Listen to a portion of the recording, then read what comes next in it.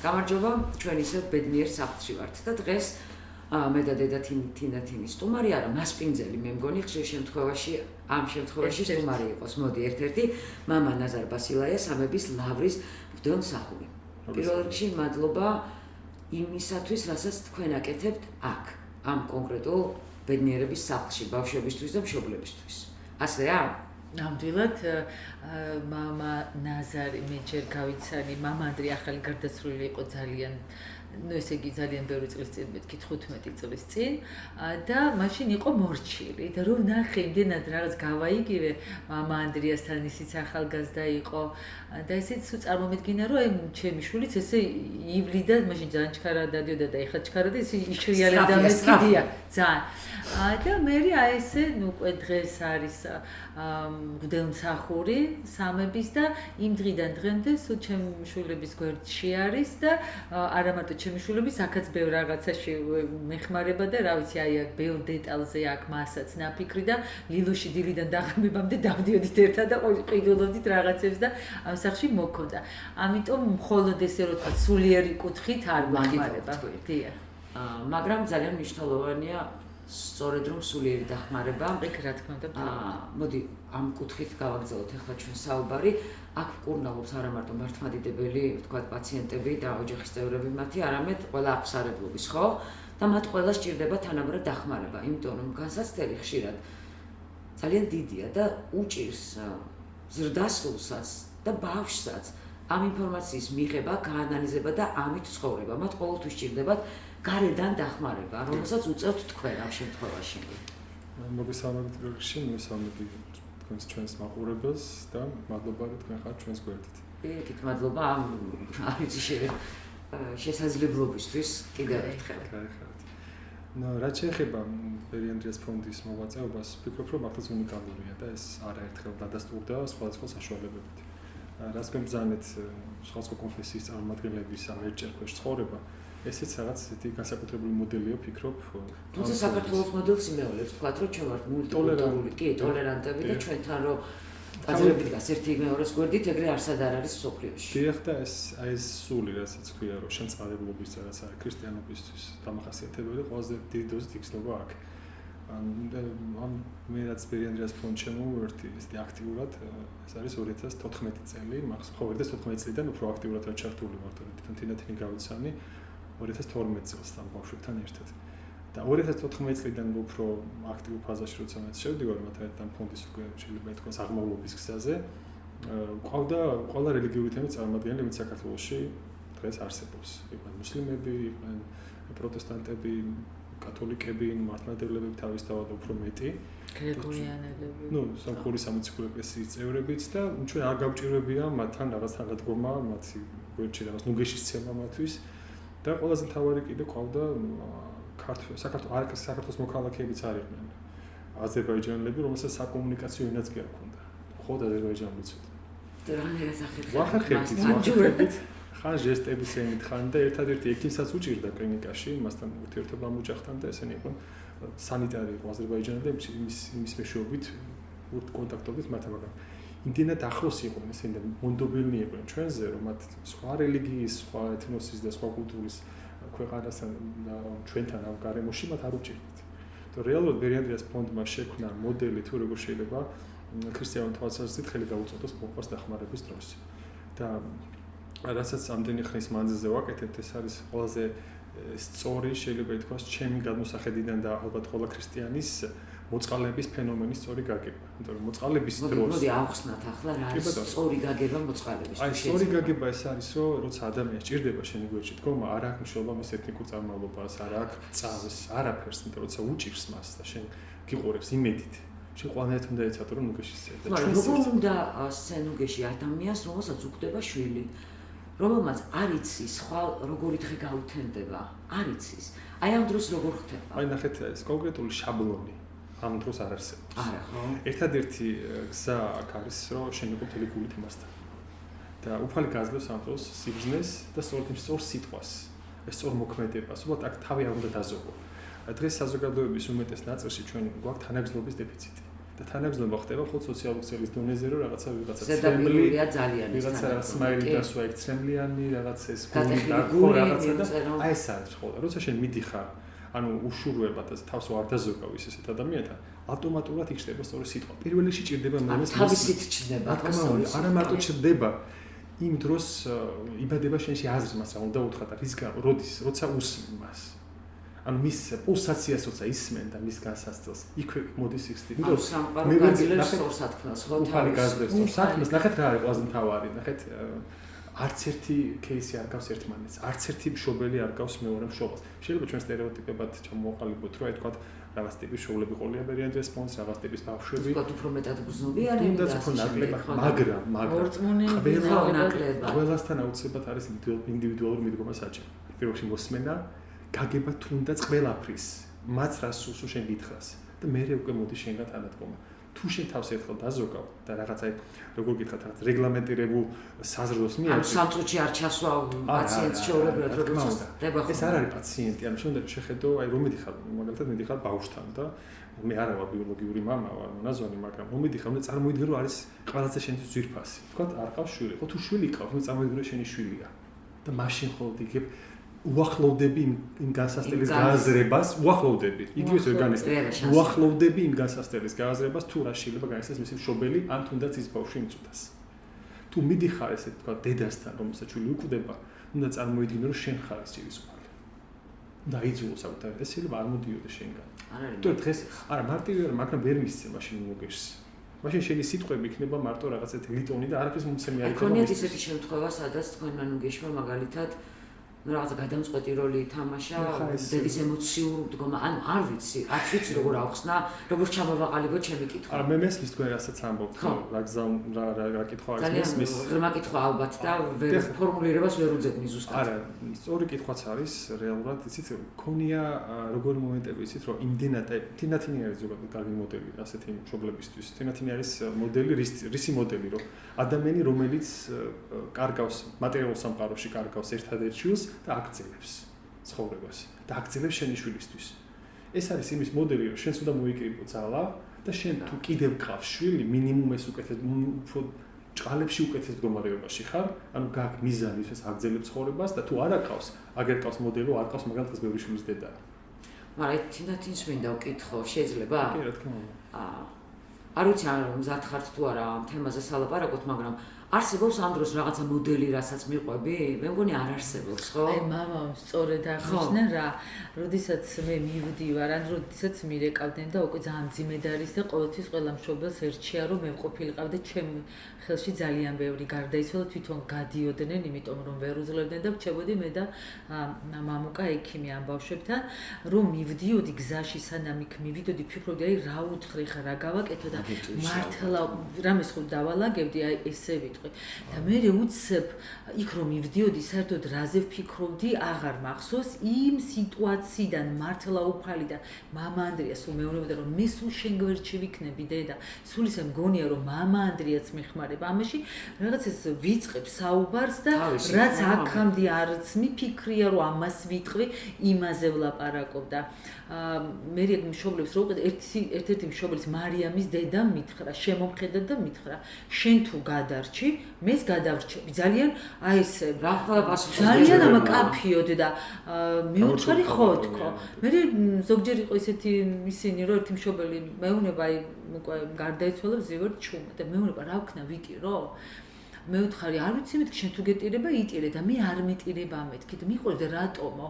იმიტომ რომ ზუსტად ვიცი რომ ეხა არაფერი არ წკივა და ნახე როგორი მშვიდი სახე აქვს და რა ვიცი მენანება მეთქი ახლა ეს მისი სიმშვიდე ჩემი ტირილი დავარღვიო და თან მართლა არ ეს გულწრფელად ეუბნება გულწრფელად აი გულწრფელად შეგძნებს ან ყველა ადამიანი გსნობს ამათ აი იგივე თუნდაც სატელევიზიო გადაცემას რო ავიღოთ რა შეიძლება თქვენ მოღვაწეოთ ხო იქიდან გულწრფელი ზის თუ არის წამყვანი ყველა იგზნობა და ყველა ადამიანი რომელსაც ჩვენ აქ ვეხმარებით ვერიანტებს ფონდში სწორედ გულწრფელი თანაზობა ჭირდება.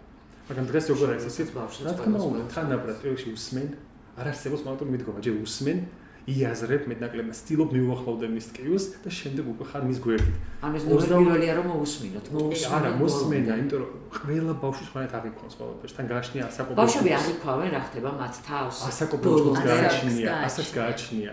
სამბატარები რო არიან, სულ გვიხარია ხოლმე, ხო? ой, რა უჭირს ახლა ეს პატარა არის და რაღაცა ცოტა ვერტებია მაინც ხალხს ასაკი და თინეიჯერობის ასაკი უფრო რთულია, რომ ბევრი ბრძოლა აქვს მათ საკუთარ თავთან და ამ დაავადებასთან და საერთოდ ისეთ პატარა ბავშვებშიც ესეთი მოყოლს ამ საკითხს რომ ვიღაცა ფიქრობს რომ თქვა მოულოდნელი გარდაცვალება სიტყვა ეს არ არსებობს. არა, აი მოულოდნელი გარდაცვალება არ არსებობს. ნუ დავწმუნდი ბერენდეს ფონში. აი ნახეთ რატო არ არსებობს მოულოდნელობა, იმიტომ რომ ყველა ადამიანს აქვს მისია. კი. და აი თქვა ჩვენგან ძალიან ბევრი ბავშვი გარდაცვლილა და აი ხო ამ ბავშვებს არ ეძლევათ ხანდაზმულობა ცხოვრებისეულ, მაგრამ სხვა სიბრძნე აქვს ჩინაგანი. ამ განსასწრების დროს რაც წრთნაც და წრთობა მიდიოდა, რომ ფოვაც აწნობდა უკეთესი იღებ მასალას. დაახლოებით უფრო განსხვავებული სულიერი და ესეთი სხვა სამყარო ჩამოყალიბდა 100 წელი ადამიანის გამოცდილება ვერ მიიღოს როგორც ამათმა. თან ძალიან საინტერესო რა არის. ერთი მშობლების ნაშრომმა 3 თუ 4 შვილმა, რომელმაც შეიძლება ითქვას ერთი დედის აღზრდებიან ერთი მამის და ერთ სივრცეში გაიარეს ეს თავიანთი ცხოვრების გზა, ხო? ვირუსად დაავადება ის განსხვავებული ბავშვია. მე გამოვყოფდი, მხოლოდ ამ ნიშნით შემიძლია გამოვყო. სიმსივნე დაავადებული ბავშვი განსხვავდება ჯანმრთელი ბავშვისგან. ფსიქიკით მინიმუმ, სულიერი საზომი და წვდომით. იმიტომ რომ სხვა გასაცდელი აქვს და სხვა რეჟიმში ცხოვრება. გამორჩეული საზოგადოება, იცით, აი ეს ბავშვები არიან, რომელსაც სწავლობ. ანუ არაფერს აი თქვა, მე ჯანმრთელ ბავშვთან უფრო მიჭირს ხოლმე ურთიერთობა და აქ ეს გამოცდილება მივიღე უკვე 2014 წლიდან. ჯანმრთელ ბავშვთან უფრო აი თქვა ერთ მაგალითს მოვყვები თუ შეიძლება, რომ აქ ფონდის თემას არ ეხება. ტაძარში მოვიდა ნათლობის დროს ერთი პატარა გოგონა. და ისე მოხდა, რომ ტაძარი აღმოჩნდა დაკეტილი და ჩემი მეგობარი სასულებელი წავიდა გასაღების მოსატანად.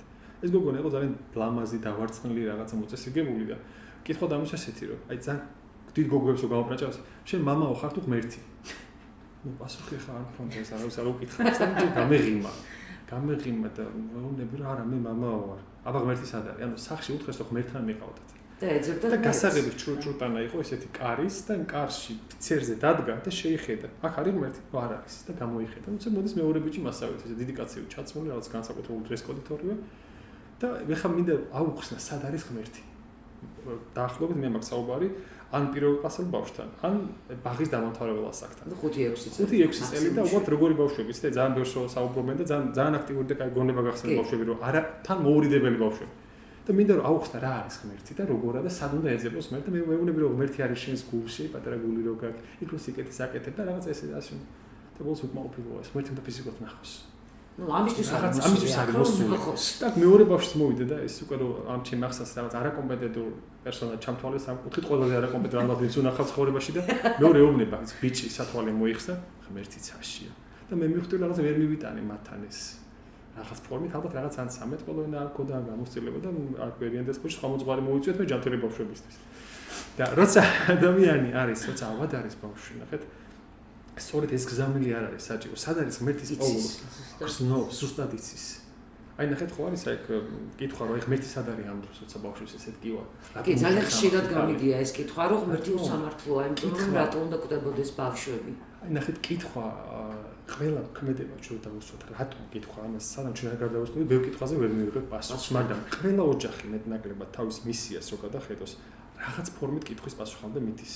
ოღონდ ახლა ეს როგორ იცი თეთრი ჩავზე შეიძლება ეს არ დაარქვა სახელი. ჩვენ ზოგადად საზოგადოებაში გვიჭირს რა სახელის დარქმევა. რა არის ღვთისკენ და რა არის ღვთის საწინააღმდეგო. ეს გვიჭირს. ეს პატარა ბავშვები, აი მე ამბობ თინეიჯერობამდე პერიოდს, აი 4 წლის როგორც ყავდა 1-3 ისეთი წვდომა ჰქონდათ სამყაროს საქმის. ხო, ბევრად. არა მარტო გახსნილი, ისეთი წვდომა აქვს, ისეთ სიმაღლე ერთან, რომ ჩვენ შეიძლება ვიღაცა მონაზვნებმა ბერებმა ვიღვაწოთ სადღაც მღვიმეებში, დღეში რაღაცა 1000 მეტანი გავაკეთოთ და ვიწრთობოდეთ და ვიკლებდეთ და რაღაც ასკეზის უმაღლეს წვრილები დავჭირდეს, რომ ეს წრთობა მივიღო. შიგნიდან მოდის. და შიგნიდან ღმერთი აძლევთ ამათ საოცარ გამძლეობას და პლუს ამას არც ერთი ბავშვი არ გადის ამ ქვეყანაში, სამშობელი არ არის ამ სიმსაათი. ანუ სანამშრომელი სულად გაქვს. თუნდაც აი ბავშვების ტანჯვაში შემთხვევაში ჩვენ მქონია გამოცდილება ერთ-ერთ ბავშვზე კლინიკაში მივდივართ ამ უკასთან და მითხრა ჯერ ექიმის ოთახი იყო და შედიო ძალიან ძიმედ არის უკვე სატურაციას აჩერებს ბავშვიო და მალე გარდაიცვლებაო და რო შევდივარ დედის პლავზე არის ბავშვი და გაჩერდა ეს კარდიოგრამის ხაზი მე არ ვიცოდი რომ სწორი ხაზია და მე შემეშინდა ცოტა, იმიტომ რომ დედა ჩაეძინა. ანუ 3-4 დღე ნათელი, რამე ნათელი და გაითიშა.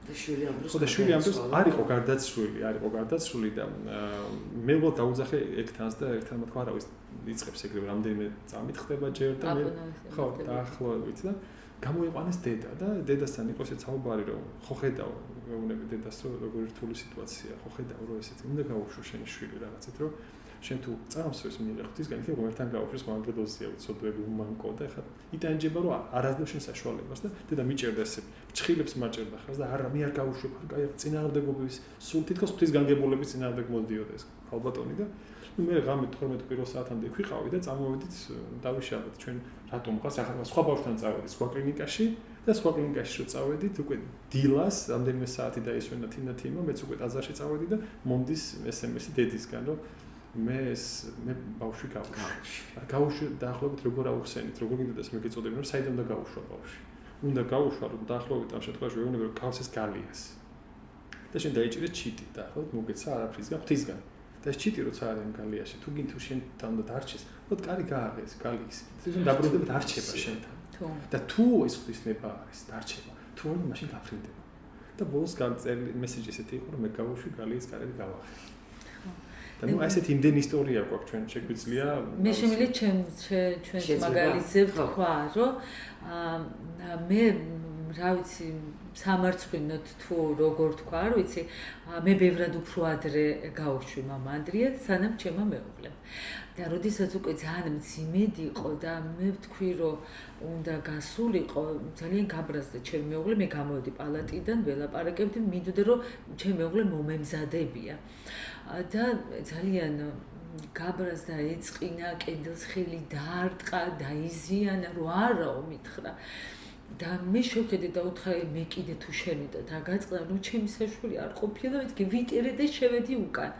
რო შევედი მამა ანდრი და მკითხა რა არისო მე მოვწესებდი დავიბანე ანუ საიდან მიხვდა მე რაზე ვილაპარაკი ჩემმა მეუღლესთან არ ვიცი და მითხრა ერთი წინადადება გაანებე თავი მამას და მოკეთდა მამა ანდრია და ეს რამოდენიმე თვე კიდე იყო იმის შემდეგ, როდესაც მე უკვე გავუშვი ჩემმა მეუღლემ არა და მე ისევ გარეთ დერეფანში ვიდექი შემომხედა და მითხრა რატო არ მიყავს ღმერთს ემზარებ და როდესაც უკვე მეუთხარი არ იმდენად მოულოდნელი იყო ჩემთვის ეს კითხვა რომ არც ვიცოდი რა უნდა მეპასუხე და გავხედე და მეუთხარი არ ვიცი მეთქი იმდენად მოულოდნელი იყო აი მამამაც უკვე რომ იფიქრა რომ უკვე უნდა წავიდეს ღმერთთან ხო მამა ანდრია მხოლოდ იმის მერე გავიდა ამ ქვეყნიდან და თან დღეს ხო ზუსტად იცოდა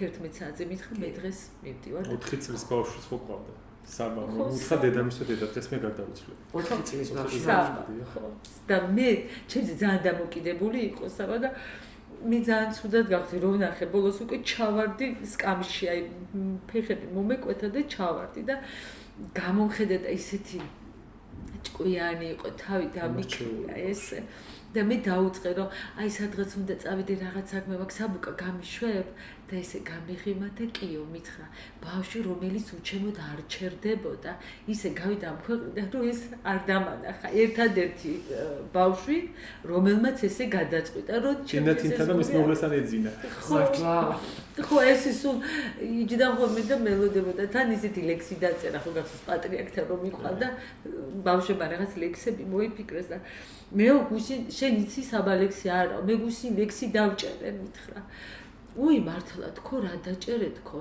და პატრიარქს უნდა წაუკითხო რა მეთქი და დაიწყო ღმერთო გადაარჩინე და ამ ღმერთო გადაარჩინეს ყველა ჯერზე ცოტა უფრო ხმამაღლა ავდოდა მაგრამ სხვა მეტი არ მოყოლოდა რა პირდა ჩვენ ელოდებით რა ღმერთო ბოლოს გადაარჩინე აი ბაღნები აუ რა საყვარელია აი ბაღნებზე დარდო აი ბაღნები ხო ესეთი ის იყო თავი არა აი ბაღნები საბადო ერთად იზრდებოდნენ და ორივეს ჰქონდა ვირუსის სიმსივნე და ორივეს თირკმელი ჰქონდა ამოღებული და თამუკას ოპერაცია იყო და საბაით ხატეთ ღმერთ მაქანე მე რომ ტკივა კეიჩი თამუკასაც ტკივა უშველი რაია ესეთი იმდენი ისტორია გვაქვს გავტანან კარო მამანდრის პირდაპირ ელაპარაკებოდა ისტორია იმდენი გვაქვსო რა ვიცი რომელიც საკითხზე გავუშვათ ხაზი თქვენ როგორც იცი არ ვიცი მაგრამ ფაქტია ეხლა რაც მე აქ მოვისმინე ეს ყველაფერი ჩემთვის ნუგეშია იმიტომ რომ სხვანაირად შევხედე ამ განსაცდელს რასაც ქვია კიბო სიმსივნე მშობლის არ ვიცი ეს კიბოიციც ბავშვის ეს ყველაფერი თქვენ სულ სხვანაირად დამანახეთ მართლა გეუბნებით რა თქმა უნდა არ მინდა რომ ჩემს ცხოვრებაში ეს რეალობა დადგეს ოდესმე მაგრამ მე რაღაცა არ არის ეს განაჩენი ეს აი უნდა ვთქვა რომ ეს არ არის განაჩენი ეს არის გზა რომელიც უბრალოდ უნდა ძლიერად გაიარო რწმენით და სუფთად სიყვარულით დიახ და ამისთვის ბერი ანდრიას ფონდი არის ამის ძალიან კარგი მოდელი იმიტომ რომ რეალურად გარდაცვალება სიკვდილი თავისი არსით ბოროტება და გარდაცვალება ეს უკვე რაღაც მარადილობასთან ქრისტესთან ერთობაზე შერწყმის ერთადერთი გზა მაგრამ თუ არ დადგება სიკვდილი გარდაცვალება თუ ვერ მიდიხარ ვერა ამიტომ ეს არის აი მთელი კაცობრიობა ხო ამ სიკვდილში ცხოვრობთ ზოგადად ბერი ანდრიას ყველანაირი შიში და ბერი ანდრიას ფონდი არის მოდელი რომ სიკვდილში არ არის ეს ხარი წაშლილია სულ მაგას რომ მიღმის სამყაროსთან წაშლილია ეს შიში შემოდიხარ იქ სადაც იცი რომ ძალიან ხშირად გადიან მართლა ბავშვები ამ სამყაროდან ეხლაც ვიცი რომ ბევრი მძიმე პაციენტი ალბათ არის აქ ხო მაგრამ გარემო არის ფერადი იმიტომ კი არა რომ აქ არ ნერვიულობენ ან არ განიცდიან იმ მდგომარეობას არა ეს არის ყველაფერი ორგანული და ბუნებრივი აქ ხო აი ეს კითხვა რომ არის აი რატო ხომ აი ღმერთთან და რაღაც ხო რატო ერთი პატარა აი მამა ანდრიას პასუხი რა იყო ერთ-ერთი დაიბადა ბავშვი და უკვე ღვიძლის კიბო ჰქონდა და რა თქმა უნდა ჭირდა მისი მკურნალობა და ნუ დაიღუპა გარდაიცვალა და იყო კითხვა და მეც რომ მკითხა დედამ აი რატო დაიბადა მე დაიწყეს სხვებმაც აი რატო დაიბადა თუნდა ესე უცებ დაიბადა და გარდაიცვალა გამომხედა და რო შევედი პალატაში მამა ანდრიასთან უთხარი აი ესე თქვა მეთქი და არ ვიცოდი მე უთხარი რა მეთქვა მეთქი აი რატო როგორ მეთქვა აი ხა ვერ მივხვდი მეთქი რა უნდა მეთქვა თქო და დედა როგორი მარტივი კითხვა დაუსვამთ და ამაზე პასუხი როგორ არ ქონდაო და მივთხარი რა უნდა მეთქვა მეთქი და დედა რომ არ დაბადებულიყო ვერც ცხონდებოდა და მარადისობაში გადავიდა ანგელოზადო და ეს როგორ ვერ გაეცი ამაზე პასუხიო ანუ იმდენი რამე თან მამა ანდრიასა და ჩემს შორის საუბრები მეხმარება მამა ნაზართან ურთიერთობა და კიდევ მამა ბენიამინი ჩვენი ხო, ნუ მამა ბენიამინი კიდე სულ სხვა განზომილება არის, მართლა უზომოდ მიყვარს მასთან ურთიერთობა და იმ სასულიერო პირებთან ძალიან დამეხმარა და მე პირადად ვამბობ, რომ არა ესენი ღვთის მადლის შეგრძნება და აი უფლის იმის მიუხედავად რომ ბოლომდე სულ ღვთის სასწაულს ველოდებოდით. მაინც მადლიერებით გაუშვით დიდება უფალს. ეს იყო აქ მთავარი. რა თქმა უნდა. და ეს არის მთავარი ამ დროს. იმიტომ რომ ორი გამოსავალია. დიახ, ორი გამოსავალია. ან მორჩება, ან წავა ღმერთთან და ეს. თან იცით ბერი ანდრიას ფონდის კიდე რაც ბევრი თქვათ ბევრს გონია რომ თქვათ თუ გადარჩება, ანუ გადარჩება გულისხმობს რომ რჩება წოდისობაში და აგზელებს მატერიალურ ყოფას, გაიმარჯვა რაღაც. გაიმარჯვა და ესეც აქ სხვანაირად არის რა, იმიტომ რომ გარდაცვალება არნიშნავს დამარცხებას. ახლა ვინც ქრისტიანები ვართ ამის წამს, ახლა ვინც არ არის, მან კვეცოთ და უფრო რთულად არის საქმე, მაგრამ აი ჩვენ ძალიან ბევრი ისტორია გვაქვს, რომელიც გამარჯვებული ბავშვებისა, რომლებიც გარდაიცვალა გამარჯვებულები არიან. და გამარჯვებულები არიან მათი მშობლებიც.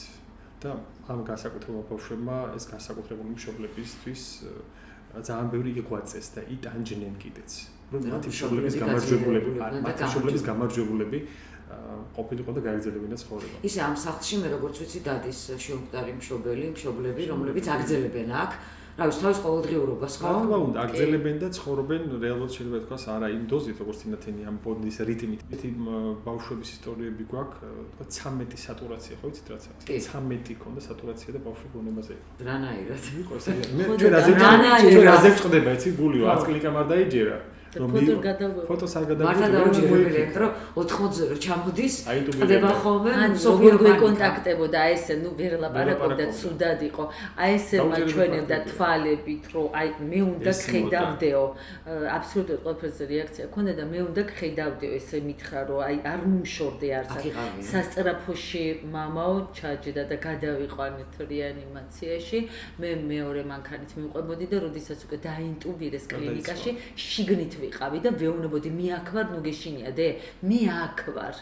და ესე მე აქ ვარ ამ სიტყვებით დამშვიდ და დამეთანხმა, დაწყნარ და სატურაცია ჩაუდგეს, მაგრამ ნუ მადლობა ღმერთს უკვე დაინტუბირებული იყო და ეგ რამე შფოთის და შიშის ის არ ქონდა.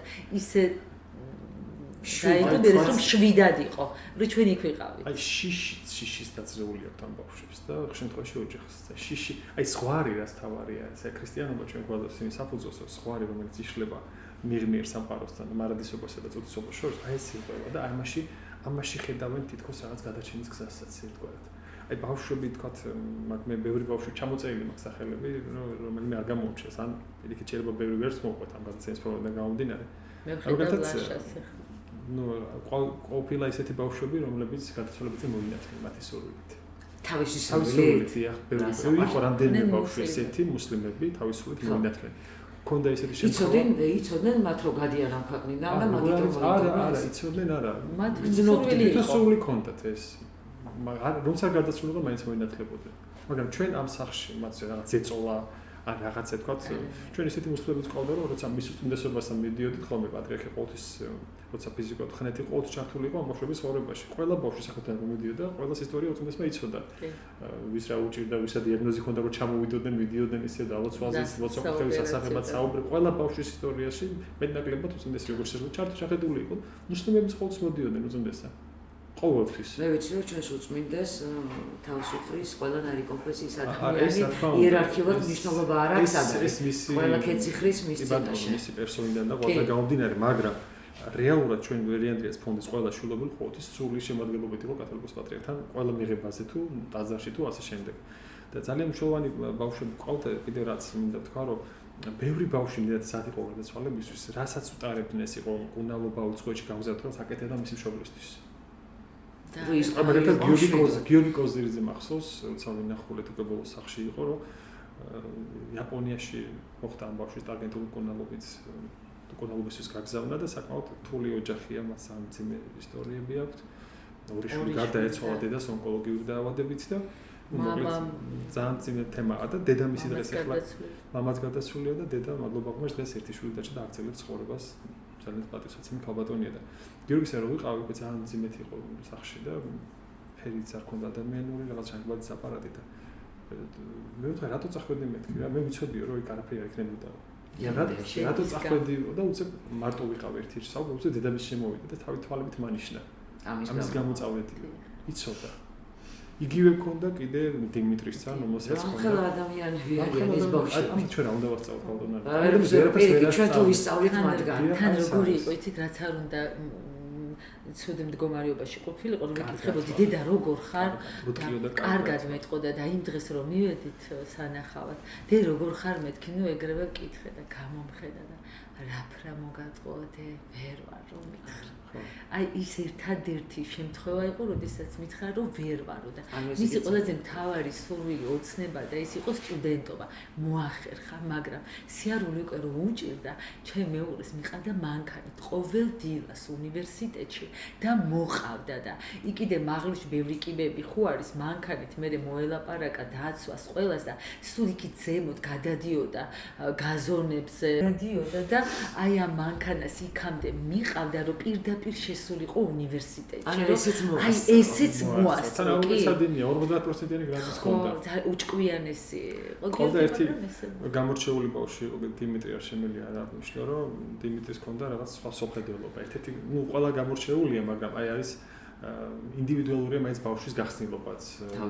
დიმიტრი არ იყო უკვე პატარა ბავშვი, სკოლიდან თარებული ბიჭი იყო და სულ ეგრე მეკითხებოდნენ, როცა მე საუნდა ჩააბარო როგორ აგზელებს შენ სკოლის იგივე რას ვერ ხედავდი. ვერ ხედავდა და მამზადებდი ჩასაბარებლად. და ვერ ხედავდა მის თავს და ნუ უკვე ისო დამძიმდა ჩამოვიდა საფრანგეთიდან, აქ უცვლიდნენ კლინიკებს, წინათ საუკეთესო პალიატივში გადაიყვანა მას.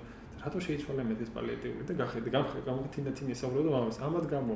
ეს ორივე შედათ ყოფილიყო და მე მას ქონდა რაღაც ისეთი სოფხედულობა ქონდა რომ ბევრი რაღაცით თქმის უფლება არ მაქვს, როგორც ხოდელს და მოწვავს, თორემ შემთხვევაში რომ მქონდეს უფლება რამდენიმე ბავშვის ერთი 3-4 ბავშვის ისტორია რომ თქვა ღიად დავწერო მე ვფიქრობ ბევრ ადამიანს უკვე დააფიქრებდა რაღაც ღირებულებებზე სხვა ფასეულობებისგან გადართავდა და ქრისტეს რეალურ შეიძლება თქვა ცოცხალად წმენას წუთის ოქროს როგორ უნდა იყოს გაჩვენებული. აი დიმიტრი იყო ესეთი ბავშვი.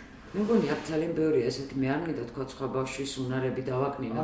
მე აქ მოდივარ ხვდებიან ბავშვები, რომელსაც ვერც კი შეატყობთ რომ რამე თქვა, ზოგს აქ აქვს ნაიარევი, ზოგს რაღაცა აქვს ტიტრი რაღაც მაჩვენებელი დაცემული ცუდად არის, მაგრამ მთლიანად ატმოსფერო არის ბევრად კარგი ვიდრე თქვენ წარმოგიდგენიათ. მიზანიც იყო. ანუ რატომ ისეთ რომ ბერიანდიას ფონდის მოდელი პირველჯერ ჩვენ სხვა სახელსაც ვიყავით, იქაც ეს მოდელი ამ მოდელით ავეწყეთ, იჯა ერთი ხო ეგ სახლი და იქაც რომ ადამიანს არ ქონდეს რაღაც ისეთი შეგრძნება რომ მოდის რაღაცა შავ, რაღაც ბნელ, რაღაც სევდისა და ტრაგიზმით.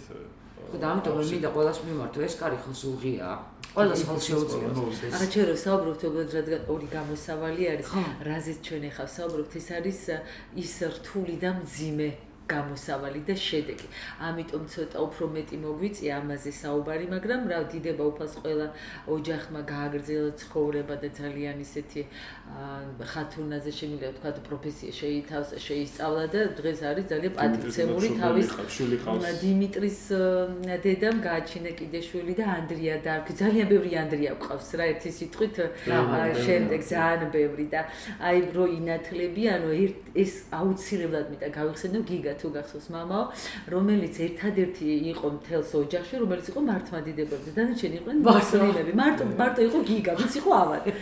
ხო და როდესაც სახლში ცოტა ის მძიმედ იყო, დედამ დამირეკა და მითხრა, მაშინ ეგ სახლი და ის არ მქონდა და ამიტომ სახლში წაიყვანეს და დედა მითხრა რომ იცით რა არისო ვერ ხვდებოდით რა უნდაო და მე მივხდითო და მკითხეთო გიგა ზიარება გინდა იმიტომ რომ მუსლიმები იყვნენ ყველა და ვერ მიხვდნენ როგორ შეიძლება და სულიერად დახმარებოდნენ ორი დედას ვამბობთ რომ მე ვარ მეორე დედა და ის და ეს მე თავისი ბიოლოგიური დედა მე მიერეკას და მეორე ვარ ეს ვუთხარითო ზიარება ხო არ გინდაო და ისე გაუხარდაო და ამიქნია კიო მოვიდა მოძღვარი აზიარა გიგა და რაღაც ეს ელაპარაკებოდნენ შემოხედა თავის მთელს ოჯახს თვალი გადაავლო და მოძღვარი რაღაცას ეკითხებოდა და უთხრა რომ არა მამაო მივდივარ წავედიო უთხრა და გარდაიცვალა ზიარების მერე ძალიან მალე დამირეკა დედამ რა თქმა უნდა მითხრა რომ ესია და შემატყობია როდესაც გასვენება და მითხრა